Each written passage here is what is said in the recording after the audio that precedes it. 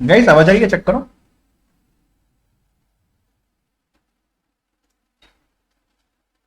Hello, please check if you are able to hear मी।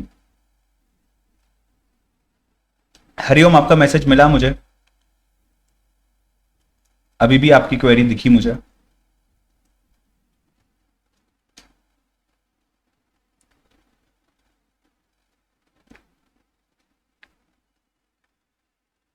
पर देखो ना यार, आपको ऐसा नहीं लगता ये गलत है? और मुझे किसी ने पूछा तक नहीं, सर आप आए थे हमसे मिलने, आप। चलो, आवाज आ रही है? चेक करो अभी। यस, हरिओम, आपका मैसेज मिला मुझे, आपकी क्वेरी भी देख रहा हूं मैं अभी। चलिए, सो वीबल लेट्स स्टार्ट। कैसे हो आप सभी लोग? क्या हालचाल? सब बढ़िया? दुख हुआ मुझे इस बात का। मुझे वहां से तुमने अकेले तो वापस छोड़ दिए कि सर चलो आप चले जाओ पुणे वापस। बट किसने पूछा तक नहीं सर, आप बराबर से पहुंच गए, नहीं पहुंचे। आप थक गए हो, नहीं, किसी ने नहीं पूछा। आज तो मिस कर रहा था मैं तुम लोगों को, रो रहा था मैं। काश मैं आज औरंगाबाद होता। चलिए, so guys let's start quickly.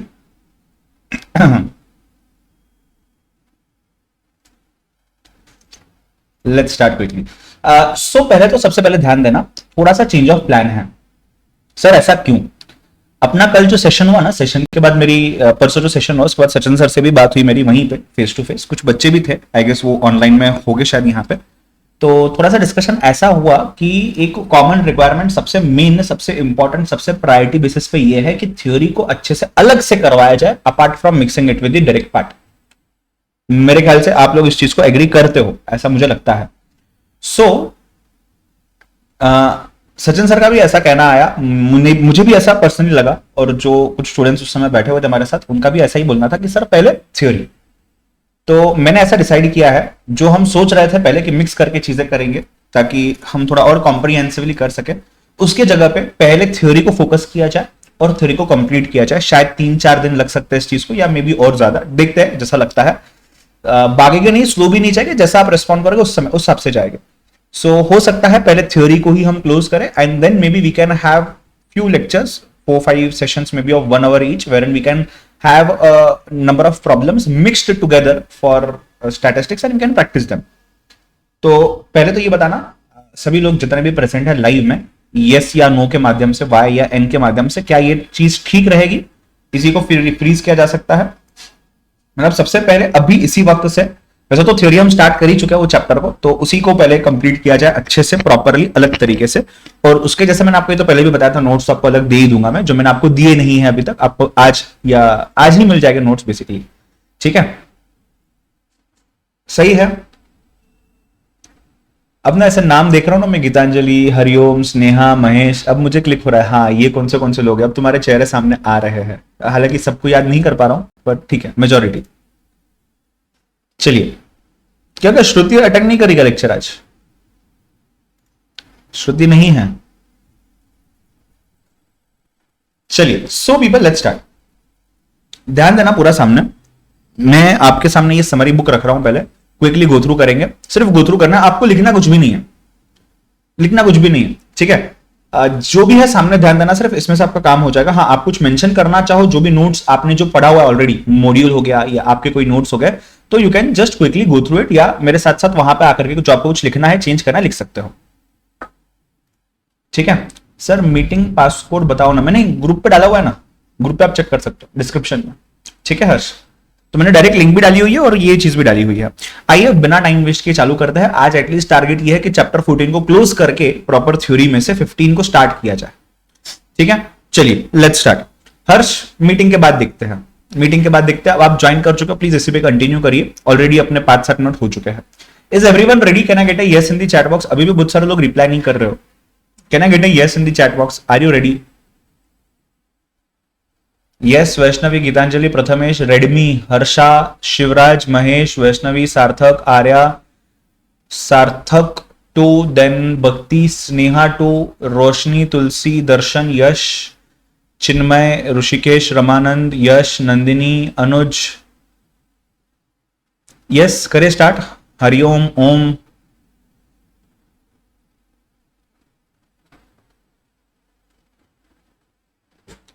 ये अभी डाल दूं क्या मैं, आप अभी चेक करोगे क्या? रुकिए, अभी आपके ग्रुप पे इसको मैं पोस्ट कर देता हूं।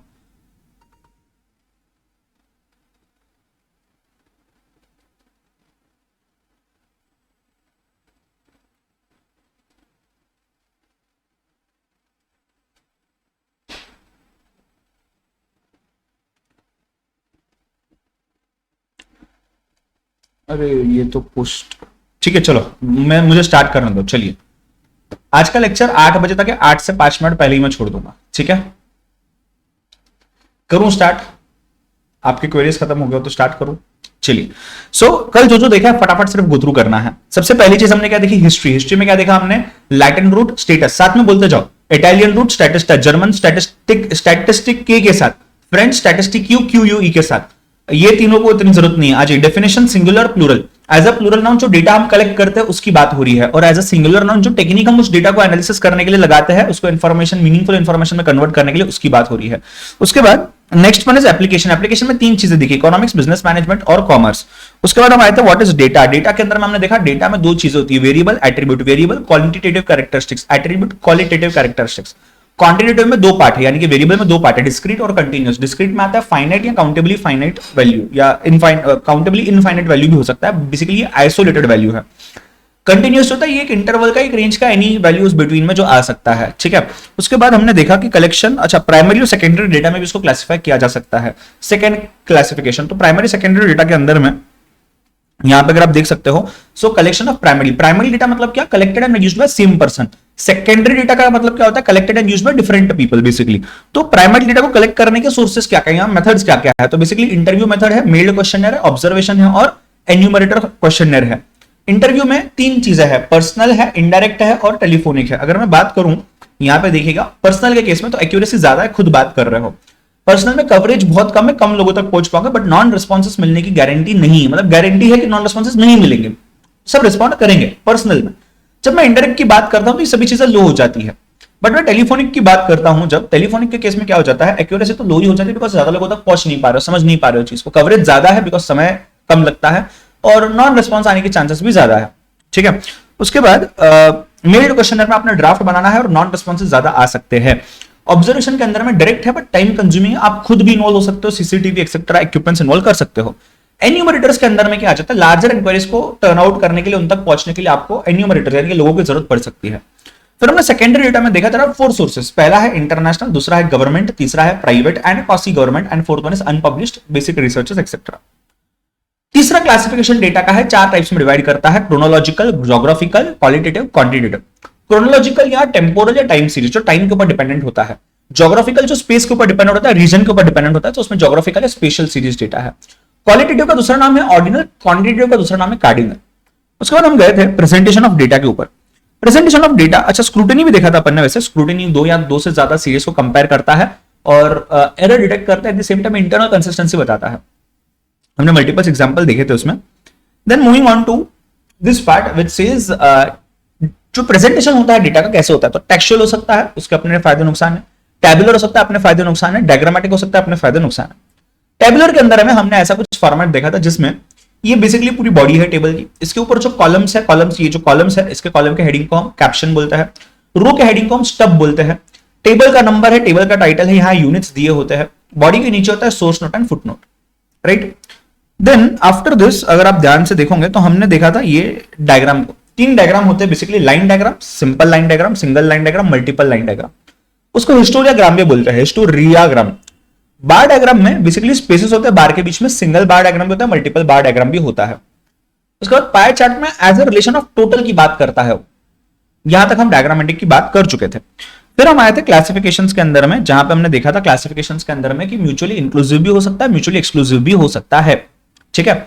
सो म्यूचुअली इंक्लूसिव जो होता है, यहाँ पे ओवरलैपिंग नहीं है, यहाँ पे lower class limit, lower class boundary अलग होते हैं। क्लास लिमिट से क्लास बाउंड्री निकालने के लिए आपने कोई भी क्लास का लोअर क्लास लिमिट लेना है, उसको उसके पिछले क्लास के अपर क्लास लिमिट में से माइनस करना है। जो भी डिफरेंस आता है यूजुअली 1 आएगा, उसको डिवाइड बाय 2 करना है, तो 0.5 को अपने माइनस करना है हर लोअर क्लास लिमिट से, 0.5 को अपने ऐड करना है हर अपर क्लास लिमिट में, तो वो हो जाएगा बाउंड्रीज में कन्वर्ट। फिर आप ऐसे बाउंड्रीज निकाल सकते हो। एक्सक्लूसिव मतलब ओवरलैपिंग है, इसमें क्लास लिमिट क्लास बाउंड्रीज आपके सेम रहने वाले हैं। उसके बाद फ्रीक्वेंसी की बात की थी, frequency is nothing but how many number of times a particular observation repeats itself in a particular distribution और क्लासिफिकेशन। तो नंबर ऑफ रिपीटेशन को हम बोलेंगे फ्रीक्वेंसी। ऑब्जर्वेशन का फ्रीक्वेंसी है, अच्छा क्यूमुलेटिव फ्रीक्वेंसी निकाल सकते हैं क्या? हाँ, जैसे कि दो टाइप है, लेस देन और मोर देन। लेस देन मतलब less than a particular upper class limit और upper class boundary. More than मतलब more than a particular lower class limit और lower class boundary, right. Total summation of F यानी कि frequency को हम capital N बोलते हैं। Capital N is equal to last class less than cumulative frequency is equal to first class more than cumulative frequency. Last concept जो हमने देखा था उसके बाद वो था फ्रीक्वेंसी डेंसिटी और फ्रीक्वेंसी रिलेटिव या परसेंटेज फ्रीक्वेंसी का, जिसमें डेंसिटी के अंदर में हमने देखा कि क्लास का लेंथ कितना है, लेंथ कैसे निकालता है, क्लास बाउंड्रीज में से निकालता है। तो frequency divided by class length gives you frequency density, ये आपके सामने। रिलेटिव फ्रीक्वेंसी में एक पर्टिकुलर क्लास का frequency divided by total frequency और समेशन ऑफ फ्रीक्वेंसी और कैपिटल एन, एंड उसी को मल्टीप्लाई बाय 100 करोगे तो परसेंटेज फ्रीक्वेंसी आ जाएगा। यहां तक कॉन्सेप्ट क्लियर है? कोई डाउट है तो प्लीज पूछिए, अदरवाइज मैं आगे के पार्ट पे जा रहा हूं। आइए चैप्टर को खत्म करते हैं, आइए चैप्टर को खत्म करते हैं। यस और नो?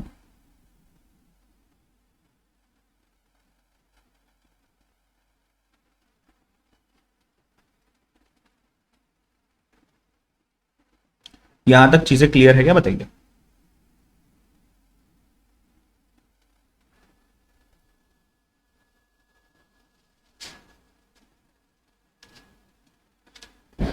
कोई डाउट है यहां तक?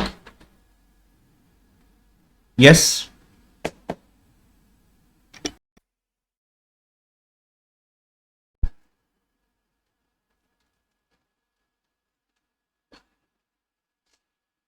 सर जो पीपीटी ऑफलाइन में पढ़ाया था उसी को भी, उसको भी सेंड करिए ना। वही तो ये समरी में दिया हुआ है, उसके अलावा कुछ भी नहीं है समरी में, वही चीज समरी में है। पीपीटी ही समरी में है बेसिकली, ठीक है, बट मैं फिर भी प्रोवाइड करता हूं साथ तक, कोई टेंशन की बात नहीं। आगे बढ़ता है, आइए। फ्रीक्वेंसी डिस्ट्रीब्यूशन जो होता है यानी कि जहां पे डेटा के साथ फ्रीक्वेंसी दिया गया है उसको प्रेजेंट करने के चार तरीके होते हैं। पहला तरीका जो होता है वो होता है हिस्टोग्राम या एरिया डायग्राम। समझिएगा बात को, ये हिस्टोग्राम है वो हिस्टोरियाग्राम था, वहां लाइन डायग्राम था, लाइन डायग्राम को हिस्टोरियाग्राम बोल रहे थे, यहां पे हिस्टोग्राम आपका आ जाता है एरिया डायग्राम। किस तरीके से होता है मैं बताता हूं, किस तरीके से होता है मैं बताता हूं आपको।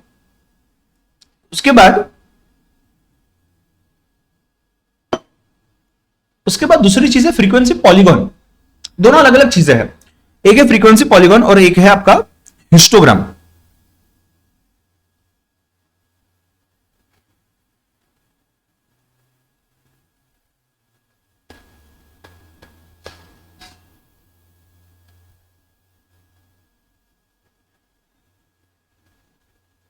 ये है हिस्टोग्राम या फिर इसको बोल सकते हैं एरिया डायग्राम।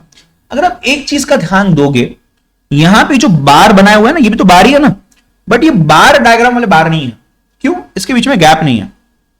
तो गैप नहीं है मतलब ये बाउंड्रीज है, मैं बोल सकता हूं क्या?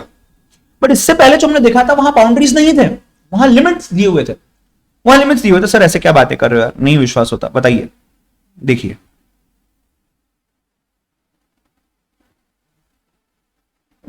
यहां अगर आप ध्यान दोगे, यहां पे गैप्स है बीच में, तो ये लोअर क्लास लिमिट है, अपर क्लास लिमिट है। अब यहां के अपर क्लास लिमिट और यहां के लोअर क्लास लिमिट में डिफरेंस है, बाउंड्री में यही डिफरेंस को निकाल देते हैं हम। तो अगर आप यहां देखोगे, जबकि मैं बात करता हूं बार डायग्राम की, यहां जब मैं बात करता हूं आपके एरिया डायग्राम की, इन दोनों में यही डिफरेंस है कि आप बार डायग्राम को ड्रॉ करने के लिए आपको बाउंड्री निकालने की जरूरत नहीं है, और जब मैं एरिया डायग्राम की बात करता हूं, यहां बाउंड्री निकालने की जरूरत है, बिना बाउंड्री के आप एरिया डायग्राम नहीं निकाल सकते।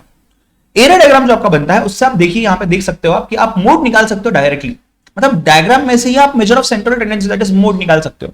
ये चीज आपको नॉर्मल बार डायग्राम में नहीं मिलता है, राइट। तो यहां पे बेसिकली जो पॉइंट सेलेक्ट हो रही है, ये पूरी एरिया कवर की जा रही है। आप अगर देख पा रहे होगे तो पूरी एरिया कवर, ये full thing, everything is covered from this. ऐसा नहीं कि इसके बीच में कोई जगह छोड़ी हुई है। अगर आप देखोगे कौन सा बार डायग्राम में, वहां पे जगह छोड़ी हुई थी बीच में, there was a place, a certain place between two bars which was not included at all. Over each and every place is included, be it leading to bar 1 or leading to bar 2, both the things are included. उसके बाद आप देखोगे अगर polygon की मैं बात करूं तो यहां पे ये बार जैसा ही है, बस यहां पे बार नहीं बनाए गए हैं, बार का सेंटर लेकर के पॉइंट्स बनाए गए हैं, और ये पॉइंट को यहां से यहां तक पूरा एज एन एरिया कवर किया गया है। अगेन सर तो कौन सी बड़ी बात है, लाइन डायग्राम देखा था हिस्टोरियाग्राम, उसमें भी ऐसा ही था। नहीं, उसमें हवे में थी आपकी लाइन, यहां से स्टार्ट हो गई थी, यहां खत्म हो गई थी, ऐसी आपकी लाइन थी, ये कनेक्ट नहीं हो रहा था यहां पे, तो जगह खुली हुई थी, सिर्फ लाइन ड्रॉ की थी। यहां लाइन नहीं, यहां एरिया कवर किया गया पूरा। बस ये शेप देखो ना, कुछ शेप बनता है, एक साइड, दो साइड, तीन साइड, चार साइड, पांच साइड, छह साइड, सात side. Any side having more than any shape basically having more than four sides is referred to as a polygon.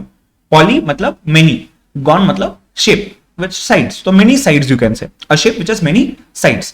तो पॉलीगॉन के अंदर में भी ये पूरी एरिया कवर की गई है, एरिया डायग्राम में भी पूरी एरिया कवर की गई है. एरिया डायग्राम में बार के थ्रू कवर की गई है, यहां पे पॉइंट्स के थ्रू कवर की गई है. Is it simple? उसके बाद आता है आपका ओजिव्स. ओजिव का मतलब होता है क्यूमुलेटिव फ्रीक्वेंसी ग्राफ. तो ये मोर देन क्यूमुलेटिव फ्रीक्वेंसी ग्राफ है, ये less than cumulative frequency graph है.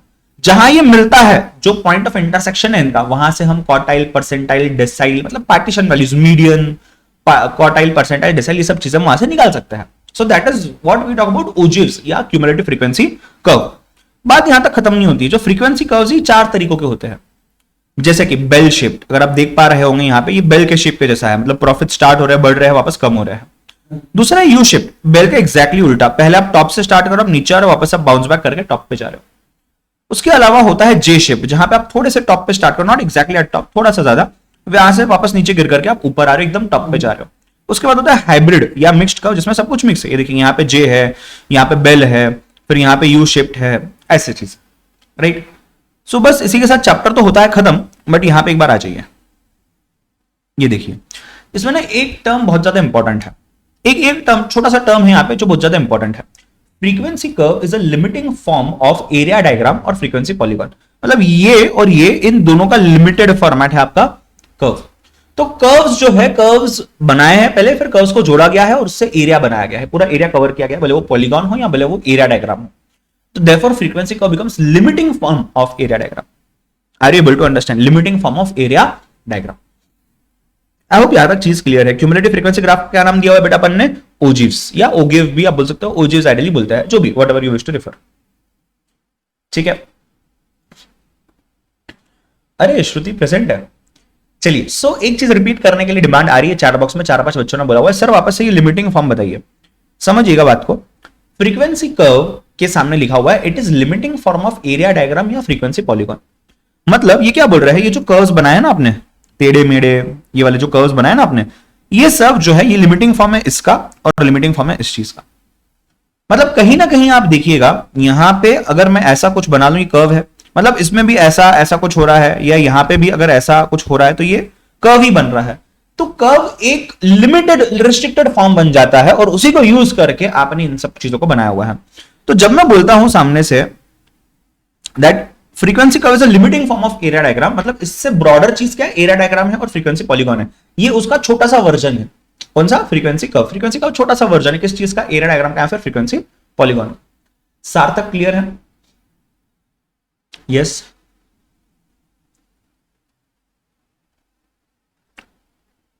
सभी को यहां तक चीज क्लियर है पक्का?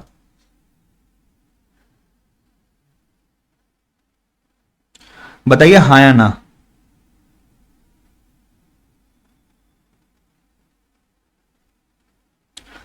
अच्छा सुनिए ना, आपको रीड करने की जरूरत थोड़ी सी पड़ेगी अभी मेरे साथ ही. मतलब मैं कुछ चीज रीड करने के लिए दूंगा, फिर मैं उसको डिस्कस करूंगा जो अपन यूजुअली करते आए हैं. तो उसके लिए आपको लग सकता है यहां पे ये वाला पार्ट, तो मैं वो चीज को शेयर कर रहा हूं.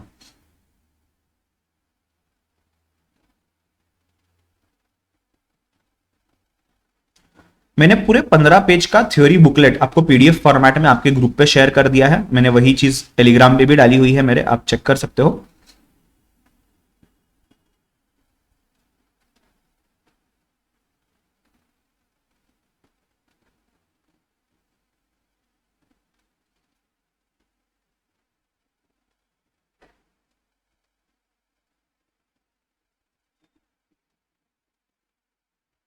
आप उस चीज को भी चेक कर सकते हो.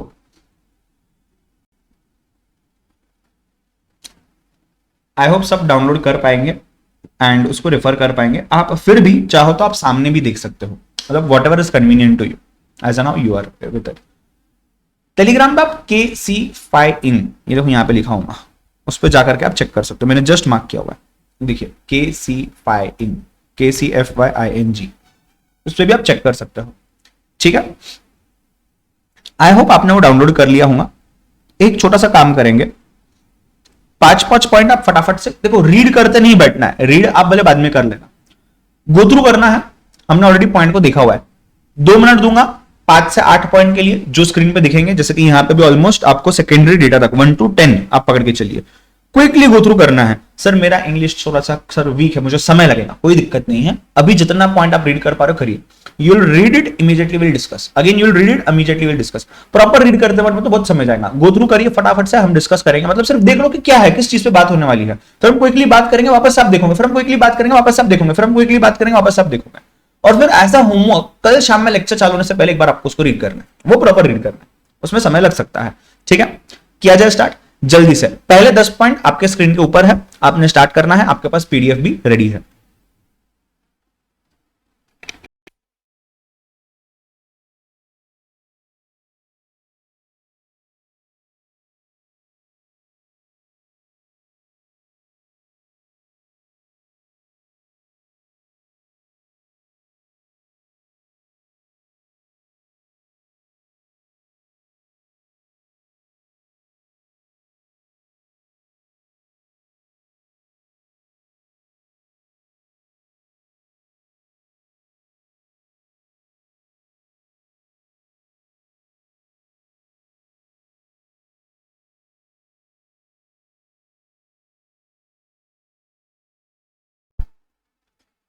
अब डन पूछना तो नहीं चाहिए वैसा, बट ठीक है चलो 2 मिनट ले लो।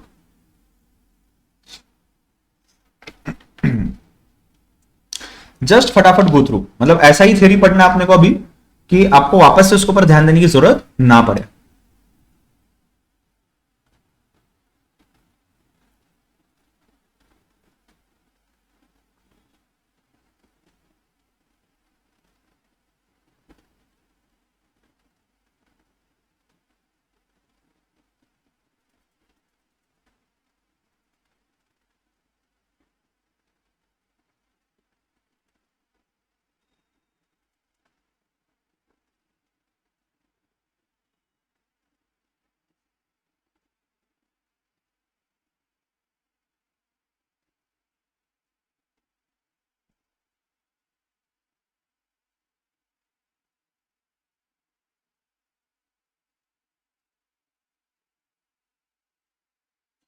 हाँ आ जाओ, आ जाइए। फटाफट से फटाफट से आपके पास ऐसा हो सकता है, अभी आपके पास प्रिंट तो नहीं है फिलहाल, आपको प्रिंट ये कल या परसों में मिल जाएगा ऑफिस से, मैं एक्चुअली मुकेश भैया को भेज ही नहीं पाया। आपको ये कल या परसों में मिल जाना चाहिए, तो आप उस समय मार्किंग कर सकते हो। आप अभी टेंशन मत लीजिए कि सर आप कुछ मार्क कर रहे हो, मैं मार्क नहीं कर पा रहा हूं। मैं जो मार्क्ड फाइल है, ये मार्क्ड फाइल का पीडीएफ आपको भेज दूंगा, सो टेंशन नहीं है, राइट। चलिए, आपने कुछ रीड किया हुआ, कुछ बच्चों ने मुझे क्वेरीज भी डाली हुई है। क्विकली आगे बढ़ते हैं। जिनको समझ गया है पूरे 10 पॉइंट, आप सुनोगे जो मैं बोल रहा हूं, आप 11वें पॉइंट को रीड नहीं करेंगे, आपको आपके अटेम्प्ट की कसम, ठीक है। सो आप 11वां पॉइंट रीड नहीं करेंगे, आप मेरे साथ पूरी चीज देखेंगे ध्यान से, फिर आगे बढ़ेंगे। स्टैटिस्टिक्स में भी defined as the science of collection, presentation, analysis and interpretation of numerical data. अगर न्यूमेरिकल डेटा नहीं है तो हमें न्यूमेरिकल डिस्क्रिप्शन ऐड करके उसको क्वांटिटेटिव डेटा बना करके उसके बाद ही आगे बढ़ना है। बिना न्यूमेरिकल डेटा के, बिना न्यूमेरिकल डिस्क्रिप्शन के, बिना उसको क्वांटिटेटिव में कन्वर्ट किए हम कुछ नहीं कर सकते। एज सिंपल एज दैट, ठीक है। उसके बाद तो ये तो ठीक है, science of collection, data collect करिए, कैसे कलेक्ट करना है, प्राइमरी, सेकेंडरी, एक्सेट्रा एक्सेट्रा, अगर अपन ने देखा है।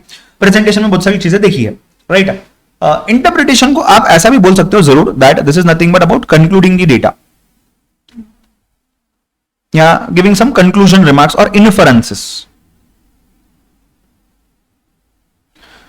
ठीक है जी। तो आइए सेकंड पॉइंट पे, statistics is used in business forecasting for testing of hypothesis. एक डेटा जो आपके दिमाग में आया है उसको टेस्ट करने के लिए कि whether it is feasible to go ahead with और not. Forming part of government and non government policies, birth rate, death rate etcetera. मतलब इसके एप्लीकेशन की बात होगी कि हाँ, इग्नोर कर सकते पॉइंट को, हाँ। तीसरा, sampling is very important part of statistics which is widely used in surveys and statistical quality control. आपको अगर याद होगा तो मैंने इसके ऊपर ना एग्जिट पोल का एग्जांपल दिया था, इसके ऊपर एग्जिट पोल का एग्जांपल दिया था मैंने। डिवीजन ऑफ स्टैटिस्टिक्स, ये डिवीजन ऑफ स्टैटिस्टिक्स जो है ना, इस चीज को हमने अभी तक नहीं पढ़ा है, तो ये भी एक पॉइंट है जो थ्योरी के लिए इंपॉर्टेंट है, पर हमने नहीं पढ़ा हुआ है। डिवीजन में क्या आता है, डिस्क्रिप्टिव है, अप्लाइड है, स्टैटिस्टिक्स ऑफ इन्फरेंसेस है, एनालिटिकल है और मैथमेटिकल है। सर क्या बात है, मैथमेटिकल स्टैटिस्टिक्स, तो स्टैटिस्टिकल मैथमेटिक्स भी आता होगा ना? हाँ, ऐसा भी आता है। सो डिस्क्रिप्टिव मतलब क्या होता है, ये यूजुअली सब्जेक्टिव होता है, जहां पे अलग अलग इंसान का अलग अलग ओपिनियन बनता है। करण को लगेगा ऐसा करना चाहिए, वहां प्रशांत को लगेगा और कुछ करना चाहिए, मोनिका को लगेगा और कुछ करना चाहिए, राइट। अगर मैं नाम सही बोल रहा हूं तो सुयाशा को लगेगा ऐसा कुछ करना चाहिए। तो हर इंसान का एक कुछ अप्रोच अलग अलग है, उसके हिसाब से एनालिसिस किए गए, उसके हिसाब से चीजों को फॉलो किया गया है। तो ये अलग डिवीजन है जहां पे हम हमारे हिसाब से चीजें करते हैं। अप्लाइड जो है ये बेसिकली फोकस करता है डिसीजन वाले पार्ट पे, एप्लीकेशन बेसिस पे। जब एप्लीकेशन आप करते हो तो वहां पे एनालिसिस जरूरी हो जाता है। तो ये दोनों पॉइंट्स लगभग इक्वल है, सेम है, आप बोल सकते हो। तो एनालिटिकल मतलब जहां हम एनालिसिस करेंगे, अप्लाइड मतलब एनालिसिस को अप्लाई करके डिसीजन लेंगे, as simple as that. Inference जो है, इन्फरेंस का मतलब होता है कंक्लूजन। तो ऐसा स्टैटिस्टिक्स जो कोई डेटा को आपने लेकर के कुछ कंक्लूड किया, इंटरप्रेट किया, उसके बेसिस पे आप आगे बढ़ो। और मैथमेटिकल स्टैटिस्टिक्स जो होता है, ये मैथमेटिकल स्टैटिस्टिक्स बेसिकली फोकस सिर्फ इतने पे करता है कि मैथ्स पॉइंट ऑफ व्यू से जहां बहुत ज्यादा डेटा आ जाता है, उस डेटा को मैनेज कैसे करें, दैट्स इट, नथिंग एल्स। उसके बाद अगली चीज जो है वो अपने पढ़ी हुई है, statistics is used in economics, management and social sciences. इसके ऊपर हमने क्या पढ़ा था, एप्लीकेशन, एप्लीकेशन ऑफ स्टैटिस्टिक्स। उसके बाद देखिए लिमिटेशन के अंदर में, लिमिटेशन में पहला लिमिटेशन दिया गया आपको बेटा यहां पे, not useful for qualitative data. Qualitative में इस चीज को हम यूज नहीं कर सकते। मतलब पहले तो क्वांटिटेटिव के लिए यूज करिए, नहीं कर पा रहे हैं आप, क्वांटिटेटिव है तो आप क्या कर सकते हो, आप उसको कन्वर्ट कर सकते हो क्वांटिटेटिव में और फिर यूज कर सकते हो, ठीक है। उसके बाद दूसरा देखिए, always deals with groups and not with individuals. If you remember we had seen one word aggregate, totals के साथ बात करता है, मेरे मार्क्स टोटल्स के साथ, ऐसे बात करता है वो। So it deals with aggregates, कभी इंडिविजुअली आइसोलेटेड वैल्यूज में डील नहीं करता। पीओ पाटिल, यस आपको मिल जाएगा video, don't worry. Statistical laws में not be in sync with the natural sciences, बहुत बढ़िया सी चीज है, नेचुरल साइंस के सिंक में हम लोग नहीं चलेंगे। स्टैटिस्टिक्स इज ऑल अबाउट आपका डेटा क्या बोल रहा है, जरूरी नहीं है वो सच होगा। तो डेटा बोल, मैंने आपको एग्जांपल दिया था एग्जिट पोल में, डेटा बोल रहा है कि बीजेपी जीतेगा, बट एक्चुअली देखा जाए बीजेपी नहीं जीत रहा है, एक्चुअल जो चीजों की उससे अलग है। अच्छा, नेचुरल साइंस जो है, अगर आपको डेटा बोल रहा है कि कई बार आप अगर गाड़ी का एक्सेलरेटर दबा रहे हो तो आपकी गाड़ी पीछे जाएंगी, अरे सर एक्सेलरेटर दबाने से गाड़ी आगे जाएंगी ना, नहीं, डेटा बोलता है पीछे जाएगी, बट एक्चुअल साइंस क्या बोलता है, एक्सेलरेटर प्रेस करोगे गाड़ी आगे जाएगी। तो सर ऐसा हो सकता है क्या, हाँ, तो कई बार ऐसा पाया गया, however this is very rare, that आप जो एक्चुअल में स्टैटिस्टिक्स में कर रहे हो, एक्चुअल साइंस होता है, नेचुरल जो साइंस होता है उसके साथ वो पल्ले नहीं पड़ता, ठीक है। सुयाशा जी क्लियर है आपको? Data is a numerical information which is obtain during investigation. तो basically investigation is one activity, ये एक्टिविटी करके आपको डेटा मिलता है, और ये जो न्यूमेरिकल इंफॉर्मेशन है ना उसकी बात हो रही है सिर्फ, बस। तो सर इंफॉर्मेशन तो नॉन न्यूमेरिकल भी हो सकता है, जी हाँ, ठीक है। फिर जो आपका इंफॉर्मेशन है या सॉरी डेटा है वो दो टाइप का है, primary data and secondary data. Primary data वो है जो आपने कलेक्ट किया है, कलेक्ट किया हुआ है, आप यूज करो इसलिए, और सेकेंडरी डेटा वो है जो और किसी ने कलेक्ट किया हुआ है जो आप यूज करने वाले हो। सो बेसिकली यहां पे originally collected for the first time to investigator himself, मतलब मैंने खुद मेरे लिए कलेक्ट किया, आपने मेरे लिए डेटा कलेक्ट करके लाया, वो क्या हो गया, collected by the person other than who requires it. तो कहना है से यहां पे प्राइमरी के अंदर में यूजर इक्वल्स टू कलेक्टर या कलेक्टर इक्वल्स टू यूजर। हाँ जी, और यहां क्या आ जाएगा, यहां पे मेरे ख्याल से 10 पॉइंट क्लियर है। मार्क करने के लिए समय देना नहीं चाहिए, आपके पास तो मार्क करने के लिए बुक है ही नहीं, ठीक है। तो ये मैं पीडीएफ बाद में दे दूंगा या फटाफट से रिवाइज भी करवा दूंगा। पॉइंट नंबर आपको दिख रहा होगा 11 to 14, your time starts now. आपके पास पीडीएफ भी आपको स्क्रीन पे भी दिख रहा है, जल्दी से आगे बढ़ो।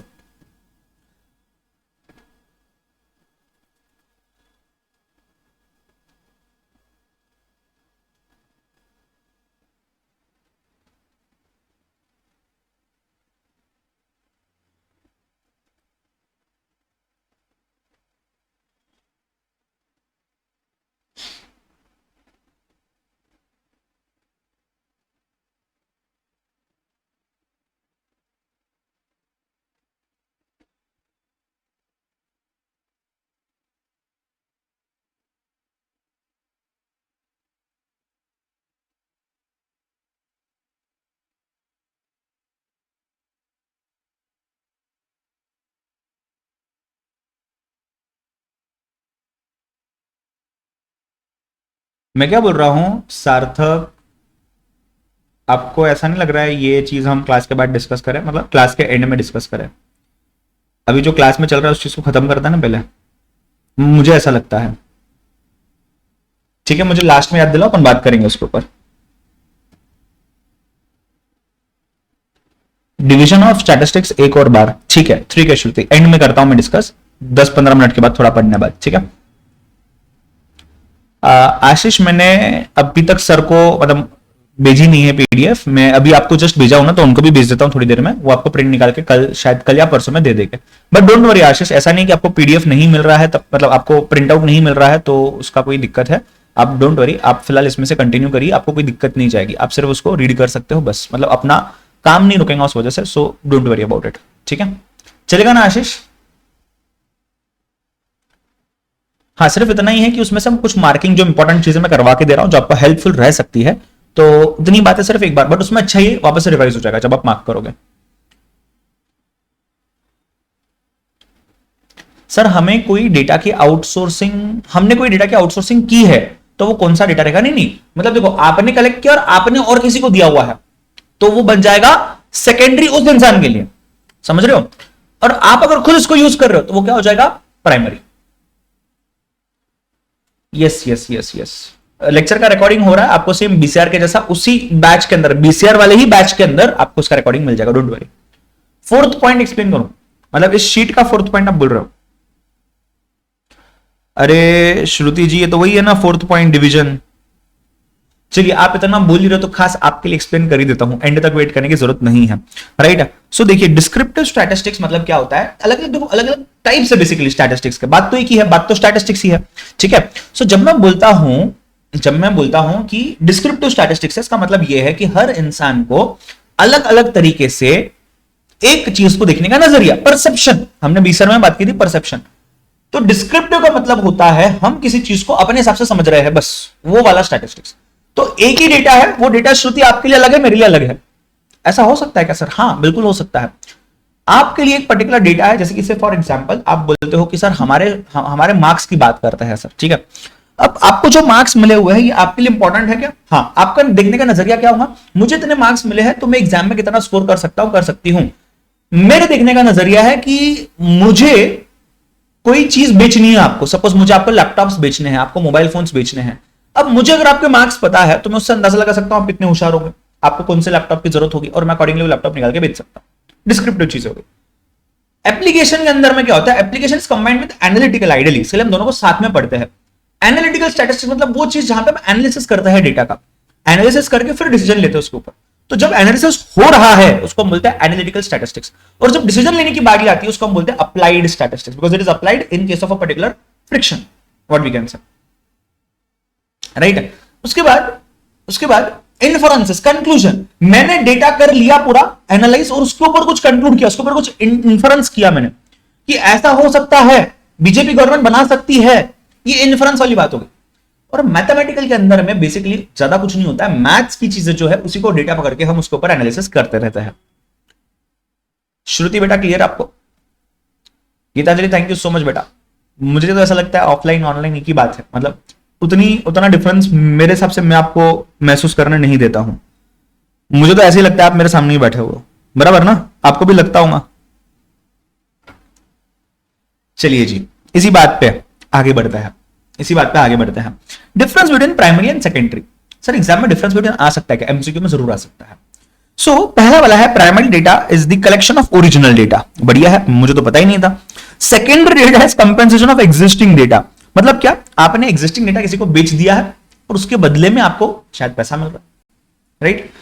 It is collected by investigator himself, it is collected by other person then the investigator, और किसी ने कलेक्ट किया और किसी को दे दिया यूज करने के लिए। प्राइमरी के अंदर में आता है it is usually directly suitable for the purpose of inquiry, मतलब क्या? मुझे पता है मुझे कौन सी चीज का डेटा लगने वाला डिसीजन लेने के लिए, मैं वही डेटा डायरेक्टली लेकर के आऊंगा, तो मेरा जो पर्पस है उतना डेटा कलेक्ट करूंगा, एक्स्ट्रा डेटा कलेक्ट नहीं करूंगा। बट यहां ऐसा नहीं है, यहां आप जो चीज मिल रही है सब उठा लो, जिसको जो जरूरत पड़ी वो चीज बेच दो। मैंने आपको बताया ना, सभी 11th-12th कॉलेज के स्टूडेंट्स का डेटा निकाल लिया, सभी बच्चों का डेटा, साइंस वाले का साइंस का डेटा, कॉमर्स का कॉमर्स का, और वो कॉलेजेस को डेटा हमने दे दिया कि देखो इतने बच्चे जो साइंस कॉमर्स पढ़ रहे हैं, एक्सेट्रा कर रहे हैं, जो भी है। तो इट इज लेस कॉस्टली। तो आप क्या करते हो, आप जितना भी है सब कुछ कलेक्ट कर लेते हो, राइट। तो यहां पे आप ऐसा भी बोल सकते हो कि सब कुछ कलेक्ट करना।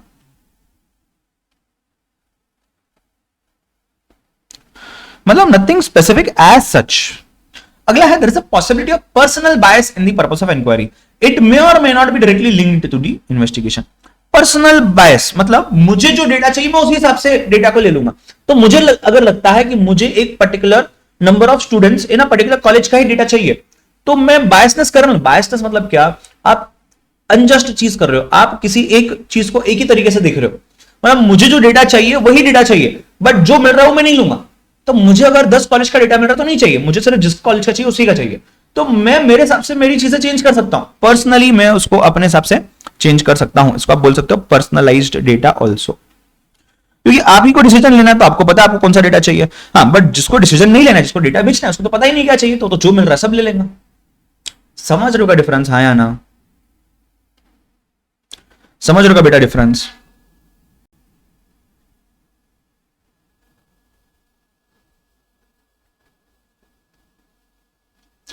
हाँ जी। Choice between primary data and secondary data. Choice between primary data and secondary data depends upon the following factors. हमें कौन सी डेटा यूज करनी है, ये डिपेंड करता है आपका पर्पस क्या है, आपका ऑब्जेक्टिव क्या है। ये डिपेंड करता है आपके पास पैसा कितना है, आपके पास समय कितना है, आपको कितना एक्यूरेट डेटा चाहिए, और आपका स्टेटस क्या है इन्वेस्टिगेशन का। हर चीज को समझना। मुझे ऐसा लगता है कि मुझे जो भी इंफॉर्मेशन चाहिए मैं किसी और पे भरोसा नहीं कर सकता, तो मैं खुद जाके इंफॉर्मेशन लूंगा। तो मैं खुद जब जा रहा हूं, मतलब मैं प्राइमरी कलेक्ट कर रहा हूं। प्राइमरी कब कलेक्ट करूंगा, जब मुझे डेटा का डिस्टर्बेंस नहीं चाहिए ज्यादा, मुझे जो चाहिए एकदम एक्यूरेट चाहिए, एकदम परफेक्ट चाहिए। परफेक्ट कब मिलेगा, आप परफेक्ट पे भरोसा कब कर सकते हो कि परफेक्ट है, जब आप खुद उस चीज को करते हो और आपके पास उतना पैसा भी होना, आपके पास उतना समय भी होना, तब तो आप करोगे। आपके पास समय नहीं तो किसी एजेंसी को हायर कर दोगे। तो मेरे पास समय नहीं है कि मुझे डेटा जो चाहिए वो चीज के ऊपर काम करने का, मैं आप लोगों को बोल दूंगा कि एक काम करो, सब लोग मिलकर के डेटा कलेक्ट कर लो, मुझे ला करके दे दो, क्योंकि मेरे पास समय नहीं है, right. So it depends upon all these things. हाँ, स्टेटस ऑफ इन्वेस्टिगेशन मतलब आप ऐसा पकड़ सकते हो कि how urgent it is, how urgent it is, कितना जल्दी है। आपको अभी का भी डेटा चाहिए क्या, क्योंकि कल उसके ऊपर डिसीजन लेना है, या आपको 10 दिन बाद डेटा मिला तो भी चलेगा, तो 10 दिन बाद मिला तो आप अकॉर्डिंगली आप प्राइमरी का सेकेंड और सेकेंडरी का प्राइमरी कर सकते हो, right. Number 13 says primary data में भी collected using the following methods. आपको पता है इंटरव्यू मेथड हो सकता है, direct, indirect, oral etcetera. Mailed questionnaire method हो सकता है, इन्वेस्टिगेशन थ्रू लोकल करस्पॉन्डेंस हो सकता है। लोकल करस्पॉन्डेंस में आप न्यूज़पेपर वगैरह भी पकड़ सकते हो, या फिर आप इसको जो एन्यूमरेटर्स वाला पार्ट है ना वो भी पकड़ सकते हो। सोर्सेज ऑफ सेकेंडरी, सोर्सेज के अंदर में हमने देखा हुआ ऑलरेडी, पब्लिश्ड है, उसके अंदर में गवर्नमेंट है, इंटरनेशनल है, उसके बाद आपका अनपब्लिश सोर्सेज भी है। तो इसमें कुछ नया नहीं है, ये आपको ऑलरेडी पता है, वही चीज है। चलिए नंबर 15 से नंबर 19 तक योर टाइम स्टार्ट्स नाउ। इस बीच में कोई डाउट है अभी तक का तो बताइए।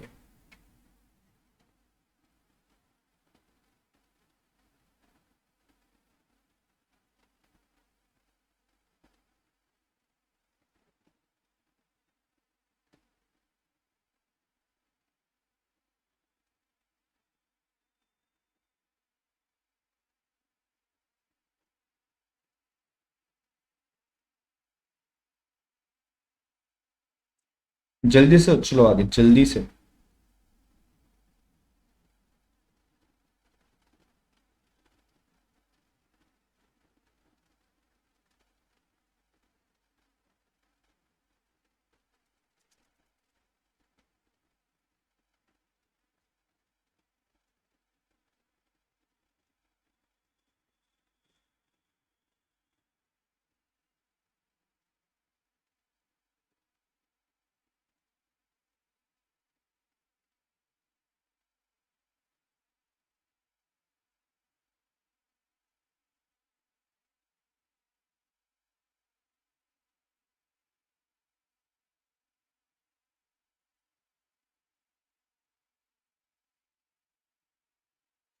चलिए बढ़िया, डन।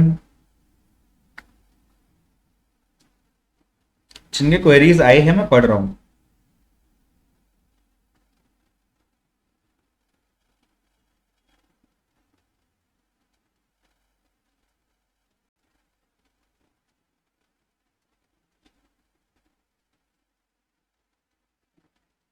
यो पीपल, डन।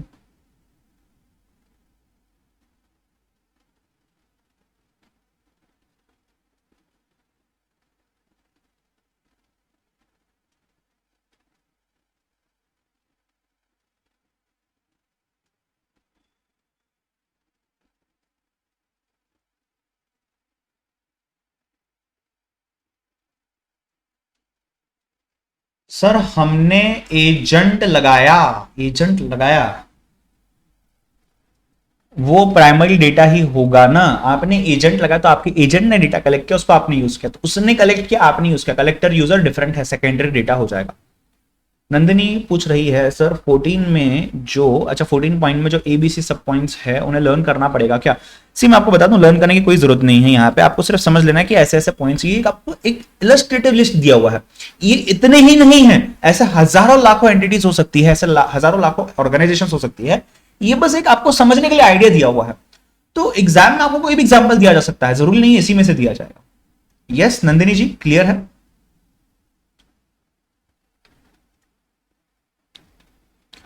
नंबर 15। ओ नंदिनी मैडम बताइए जल्दी। देवी जी क्लियर है क्या आपको? हाँ जी बढ़िया। सो क्लासिफिकेशन में आइए। क्लासिफिकेशन के अंदर में समझते हैं कुछ बेसिक चीजों को। Defined as the process of arranging the data. क्या बोल रही है? क्लासिफिकेशन मतलब डेटा को अरेंज करना इन सम ग्रुप्स और classes which are known as class intervals और class limits according to their occurrences. Given expression to the unity of attribute they may subsist among the diversity of individuals. Total में से, सब में से कौन से class में क्या चीज आनी चाहिए, बस उतनी।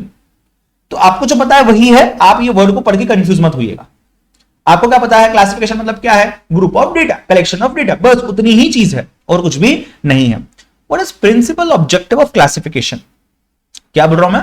प्रिंसिपल, क्यों क्लासिफाई करते हैं हम डेटा को? ताकि हमारा कंपैरिजन आसान हो सके। पहले क्लास में दूसरे क्लास में कंपैरिजन, पहले क्लास में एक पर्टिकुलर डेटा से, पहले क्लास में औरंगाबाद का डेटा, दूसरे क्लास में पुणे का डेटा, तीसरे क्लास में दिल्ली का डेटा।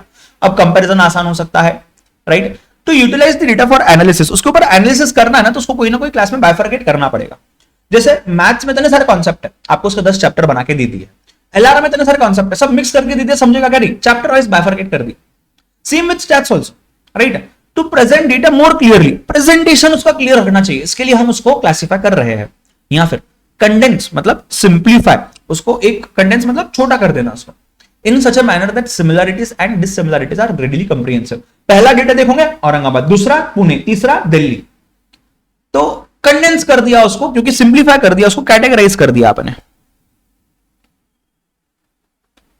जेपा, ये नया पॉइंट है, हमने पढ़ा नहीं है। क्लासिफिकेशन क्या होता है देखा है? क्लासिफिकेशन का पर्पस क्या होता है हमको नहीं पता, मतलब पता है वैसा, बट लिखना कैसे है या एमसीक्यू आएगा तो कैसे आएगा, इसके लिए हमने ये देख लिया। Is it clear? मैं आपको एंड में एमसीक्यूज भी कराऊंगा मिक्स वाले, एक सेशन पूरा एमसीक्यूज थ्योरी के ऊपर, तो उसमें अपन आएंगे वापस से, बट फिलहाल पहले समझते जाओ चीजों को, राइट? मुझे ऐसा लग रहा है कि आप एंजॉय कर रहे हो, आप समझ पा रहे हो चीजों को उतना ही अच्छे से जितना अपन बीसीआर में किया करते थे। अगर ना है तो बताइए, अगर हाँ है तो बताइए। आप कुछ नहीं बोलेंगे तो मैं समझूंगा आपको मजा नहीं आ रहा। हाँ ना? हाँ चल। Main characteristics for a good classification. देखो क्लासिफिकेशन तो हो गया, उसका ऑब्जेक्टिव भी समझ लिया। अच्छा क्लासिफिकेशन कौन सा होगा? सर ये क्या बात हुई? देखो देखो, purpose of classifying is different. पढ़ाई करने के पीछे का मकसद क्या है अलग है। पर्पस ऑफ स्टडिंग, अच्छी पढ़ाई करना, कैसा मतलब किसको बोलेंगे अच्छी पढ़ाई करना? तो पढ़ाई करना उसका पर्पस, उसका मकसद अलग बात होगी कि पास होना है, एग्जाम में स्कोर करना है, एक अच्छी नौकरी चाहिए, अच्छा पैसा कमाना है, कुछ तो करना है आगे जिंदगी में। पर अच्छी पढ़ाई करोगे तो अच्छी चीजें होंगी, तो अच्छी पढ़ाई किसको बोलते हैं ये पूछा गया है। तो दोनों में फर्क है, ठीक है? अच्छी पढ़ाई की बात करता है, अच्छा क्लासिफिकेशन की बात करता है। अच्छा क्लासिफिकेशन वो होता है जो क्लासिफिकेशन एग्जॉस्टिव हो, इसके अलावा कुछ नहीं। अच्छी पढ़ाई वो होती है जिसमें सब कुछ आ गया, जो आपने छोड़ दिया वो एग्जाम में नहीं आएगा। इट शुड बी होमोजीनियस, मतलब it should B of same nature. पता चला औरंगाबाद के बच्चों का डेटा है, अचानक से पुणे के 2 डेटा आ गए, अचानक से दिल्ली के 2 डेटा आ गए। अरे नहीं, औरंगाबाद सिर्फ औरंगाबाद, एक्यूरेट रही है। It should B mutually exclusive, ये टर्म आपने पढ़ा हुआ है। ओवरलैपिंग मतलब सिमिलर सिमिलर चीजें साथ में। It should be stable, it should be flexible. Stable का मतलब होता है इट शुड बी बैलेंस्ड। आज मैं शाम में 7 बजे बोल रहा हूं डेटा औरंगाबाद का है, आज रात में 10 बजे बोल रहा हूं डेटा पुणे का है। अरे भाई करना क्या चाहते हो, पुणे या औरंगाबाद? एक चीज बताइए, तो ये डिफाइंड होना चाहिए, चेंज नहीं होना चाहिए, बार बार बैलेंस होना चाहिए, but at the same time flexible होना चाहिए। मतलब मुझे पुणे का डेटा चाहिए, पुणे का डेटा निकालते आना चाहिए, मुझे दिल्ली का डेटा चाहिए, दिल्ली का डेटा निकालते आना चाहिए, जब चाहिए तब निकालते आना चाहिए। And lastly it should have a suitability of purpose, मतलब जो भी हम कर रहे हैं किसी एक मोटिव के लिए कर रहे हैं, किसी एक पर्पस के लिए कर रहे हैं, वो वहां से दिख करके आना चाहिए। आइए बढ़ते हैं एडवांटेजेस ऑफ क्लासिफिकेशन। आपका क्लासिफिकेशन क्यों करना चाहिए, पढ़ाई क्यों करनी चाहिए, अच्छी पढ़ाई किसको कहते हैं, और अगर अच्छी पढ़ाई हो गई तो उसके फायदे क्या होंगे। तो अच्छा क्लासिफिकेशन बन गया, क्लासिफिकेशन क्यों करना चाहिए, अच्छा कैसे बनेगा, अच्छा बन ही गया है तो उसके फायदे क्या है। तो पहला सबसे बढ़िया फायदा यह है कि आपका कंपैरिजन बहुत आसानी से पॉसिबल हो जाएगा, बहुत आसानी से कंपेयर कर पाओगे आप। अननेसेसरी फालतू की डिटेल जो है उसको आपने इग्नोर करते आना चाहिए। ये सिर्फ और सिर्फ फालतू की डिटेल्स की बात करता है।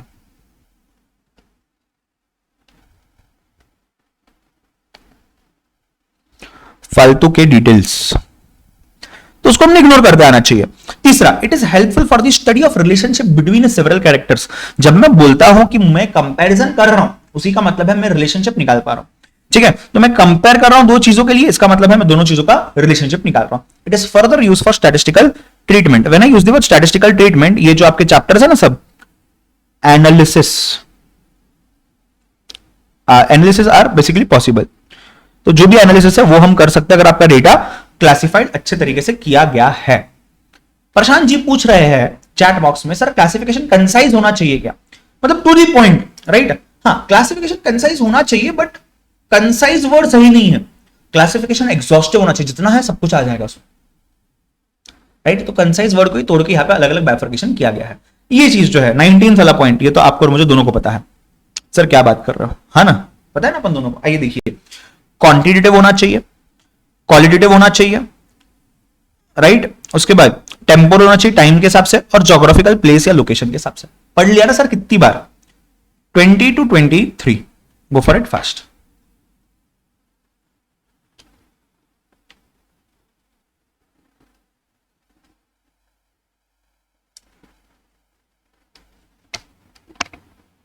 डन है तो बताओ।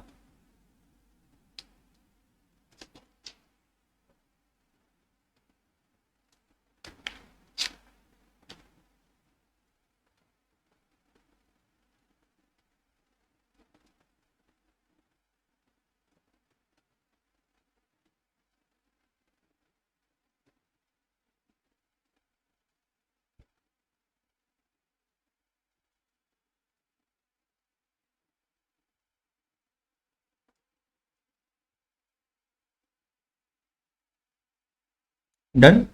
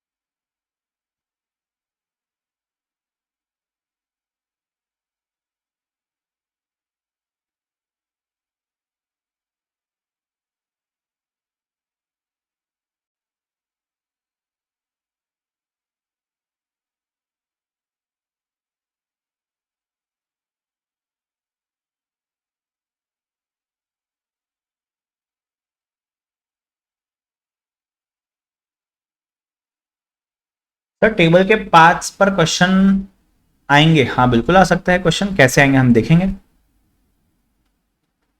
क्वेश्चन तो बढ़िया आ ही सकता है, क्यों नहीं आएंगे।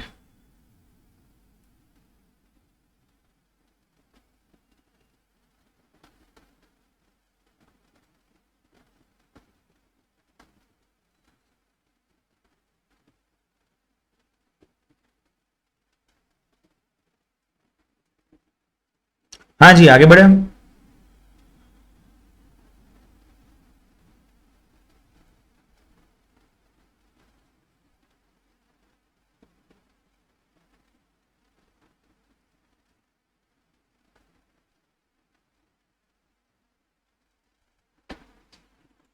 I think so one last discussion for the night, and that is tabulation, जो अभी हम देख रहे हैं। तो ये साइंटिफिक प्रोसेस है, कुछ साइंटिफिक टेक्निक्स यूज करके हम इसको बनाते हैं। Basically it is setting out of collective data in an understandable form, जहां कंपैरिजन आसान हो, राइट। ये एक लॉजिकल एंड सिस्टमैटिक अरेंजमेंट, आप इसमें साइंटिफिक अरेंजमेंट भी बोल सकते हो, जिसमें रोज एंड कॉलम्स आते हैं। रोज एंड कॉलम्स जहां जहां आते हैं उसको हम मैट्रिक्स भी बोलते हैं, उसको हम टेबल भी बोलते हैं। मैट्रिक्स की अगर बात करें तो मैट्रिक्स में भी रोज एंड कॉलम्स ही आता है, अपना मैट्रिसेस चैप्टर पढ़ा होगा स्कूल में कहीं ना कहीं। हम टेबुलेशन करते क्यों हैं? चीजों को सिंप्लीफाई करने के लिए, क्लैरिटी लाने के लिए, आगे फ्यूचर स्टडीज के लिए इसको ये हेल्प करता है। फ्यूचर स्टडीज मतलब एनालिसिस के लिए बेसिकली, जो यहां पे भी दिया हुआ है, एक ट्रेंड समझने के लिए, पैटर्न समझने के लिए, राइट। ये वाला पॉइंट तो सेम ही रिपीट हुआ है यहां पे। उसके बाद एक और चीज है एरर्स को डिटेक्ट करने के लिए। एरर्स इजीली निकाले जा सकते हैं अगर टेबल है, सामने सामने चीजें दी हुई है तो। 22 में बहुत इंपॉर्टेंट चीज है, एग्जाम पॉइंट से बहुत इंपॉर्टेंट है, जैसे कि क्या क्या चीजें आनी चाहिए। तो पहली चीज जो आनी चाहिए वो है आपका टेबल का नंबर, फिर है टाइटल, फिर है डेट आ सकता है, stubs is title of the rows, ये इंपॉर्टेंट चीज है। Captions is columns of the headings of the columns, then your body of the table, ये मोस्ट वाइटल पार्ट है। It contains numerical information, it should be made as simple as possible. Unit of measurement, crores etcetera. Source note है, foot note है, अगर source note अलग से नहीं लिखना है तो उसको फुट नोट का पार्ट भी बनाया जा सकता है। Diagrammatic and graphical representation, graphical में सिंपली ग्राफ्स आते हैं, डायग्राम में ग्राफ्स भी आते हैं, पाई चार्ट एक्सेट्रा बहुत सारी चीजें भी अलग से आती है, ठीक है। So another method to present the data, बस दैट्स इट। क्वेरी है सर 11th पॉइंट को प्राइमरी डेटा का थर्ड पॉइंट जो डायरेक्टली सुटेबल का मीनिंग लास्ट में बताइए प्लीज। पॉइंट नंबर कौन सा बोल रहे हो आप? 11th पॉइंट नंबर 11th में लास्ट सुटेबिलिटी, इट में नॉट बी डायरेक्टली सुटेबल, मतलब ये क्या है, मैंने डेटा कलेक्ट कर लिया, अब आपको मैंने बोला डेटा कलेक्ट करके लाइए, आपने डेटा कलेक्ट करके ला लिया, अब उसमें एग्जैक्टली क्या क्या चीजें आनी चाहिए, क्या क्या चीजें नहीं आनी चाहिए, मैं मेरे हिसाब से देखूंगा ना। तो यहां तो मैं प्राइमरी जब खुद के लिए कलेक्ट कर रहा हूं देखूंगा, सेकेंडरी तो बस मैं कलेक्ट करूंगा, उसमें से जितनी चीजें आपको काम आई उतनी चीजें आई, तो डायरेक्टली आपके लिए सुटेबल है, आपका पर्पस सॉल्व हो रहा है या नहीं, इससे मुझे फर्क नहीं पड़ता, मुझे तो बस डेटा कलेक्ट करना है। जमा यहां तक सभी को, अभी भी चैप्टर खत्म नहीं हुआ है अपना, मेरी ये इच्छा है, मेरी ये आशा है, मेरी आकांक्षा है कि आप ये कल पूरा एक बार रीड करके आ जाएंगे स्टार्ट टू एंड। मुझे पता है आपको थोड़ा सा तकलीफ जाएगा पीडीएफ में से रीड करना, बट बस एक ही पेज है इसके अलावा एक्स्ट्रा, तो एक बार प्लीज रीड कर लीजिए। कल इसको पहले स्टार्टिंग में खत्म करेंगे। आई होप आपको मजा आया होगा। 2 मिनट सुन के जाना। कल का समय आपका है, कल है ट्यूसडे, कल हम मिलेंगे डॉट 6 बजे और हम कंटिन्यू करेंगे 7:45 8 के आसपास, 2 घंटे का लेक्चर होगा। थियोरी है तो बीच में 5 मिनट का ब्रेक दे दूंगा, ठीक है। क्लियर है? मजा आया? समझने आई चीज है? जिस तरीके से जा रहे हैं चलते रहे, राइट? पक्का? बढ़िया। चलिए bye bye, take care and see you all tomorrow.